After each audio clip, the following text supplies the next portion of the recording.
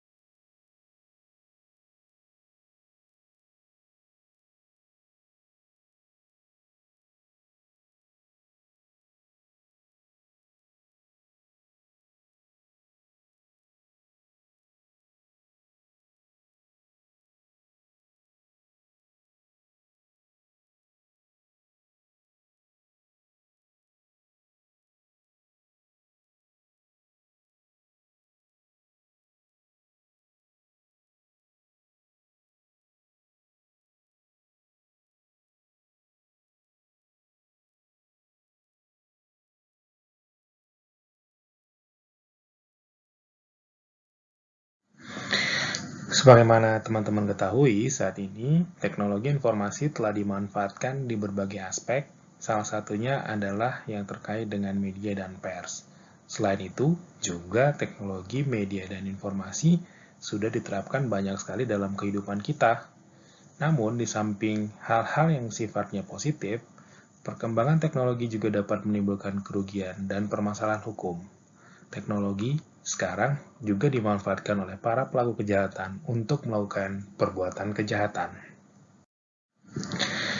Baru-baru ini kita tentu masih segar dalam ingatan kita, misalnya mengenai hacker yang menamakan dirinya Bjorka, di mana hacker ini mencoba untuk mengganggu stabilitas Indonesia dengan cara menyerang situs-situs pemerintah Indonesia dan juga membocorkan data pribadi rakyat Indonesia. Selain itu, kita juga tentu sering sekali melihat di media bahwa banyak sekali berita-berita mengenai kejahatan di bidang cybercrime yang terjadi di negara kita. Di antaranya seperti phishing dan juga atau pembobolan data pribadi. Secara umum, ada beberapa jenis kejahatan terkait cyber yang dikenal di dunia internasional.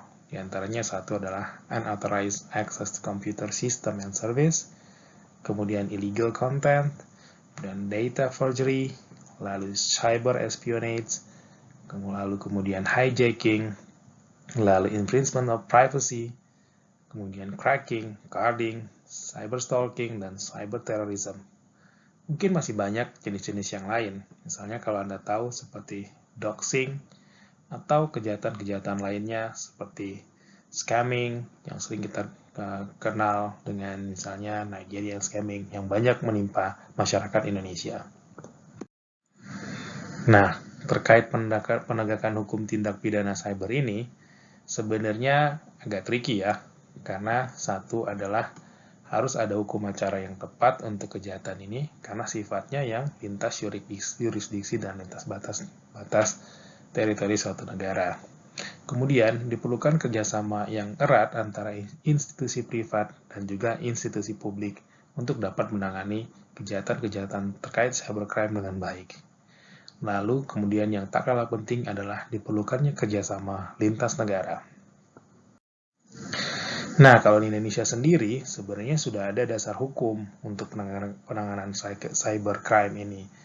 Di antaranya adalah Undang-Undang Nomor 36 Tahun 1999 tentang telekomunikasi, lalu Undang-Undang Nomor 15 Tahun 2003 tentang pemberantasan terorisme, dan ini nih undang-undang yang sering sekali kita dengar yaitu Undang-Undang Nomor 11 Tahun 2008 yaitu tentang transaksi elektronik. Nah, untuk suatu kejahatan tentu dibutuhkan sebuah barang bukti kan. Nah, bukti elektronik itu adalah yang dijadikan bukti untuk membuktikan suatu kejahatan cybercrime, di mana bukti elektronik adalah suatu data yang tersimpan atau data yang ditransmisikan melalui sebuah perangkat elektronik, jaringan atau sistem komunikasi. Di pasal 5 UU ITE sendiri sudah disebutkan bahwa informasi elektronik dan atau dokumen elektronik dan atau hasil cetaknya merupakan alat bukti hukum yang sah. Jadi, pembuktian di pengadilan dapat dilakukan dengan bukti-bukti yang sifatnya elektronik tersebut. Nah, kejahatan cyber ini, kembali lagi, dia sangat unik karena biasanya sangat sedikit saksi yang bisa mengetahui atau membuktikan adanya kejahatan ini, gitu. Dan lalu korbannya juga itu bisa terletak jauh di luar batas wilayah satu negara, sehingga sangat sulit untuk mengadakan penyelidikan ataupun penyidikan lebih lanjut. Nah, oleh karena itu, kendati dia bersifat lintas negara dan bersifat tentunya, negara-negara di dunia tidak menyerah begitu saja, sehingga kita dengar beberapa konvensi atau kerjasama antar negara-negara di dunia untuk bekerjasama menanggulangi kejahatan cybercrime. Yang pertama adalah dari OECD. Ini mungkin cikal bakal dari kerjasama negara terkait cybercrime. Ini sangat terkenal yang kita kenal dengan Computer-Related Crime, yaitu Analysis of Legal Policy tahun 1986. Lalu kemudian ada juga di tahun 1990 yaitu The Prevention of Crime and Treatment of Offenders. Lalu juga suatu konvensi dari Perserikatan Bangsa-Bangsa yaitu yang disebut dengan United Nations Convention Against Transnational Organized Crime tahun 2000. Kemudian, suatu convention dari cybercrime yang dilaksanakan di Palermo tahun 2001, di mana dari convention itu mengeluarkan suatu treaty series yang disebut dengan European Treaty Series 1.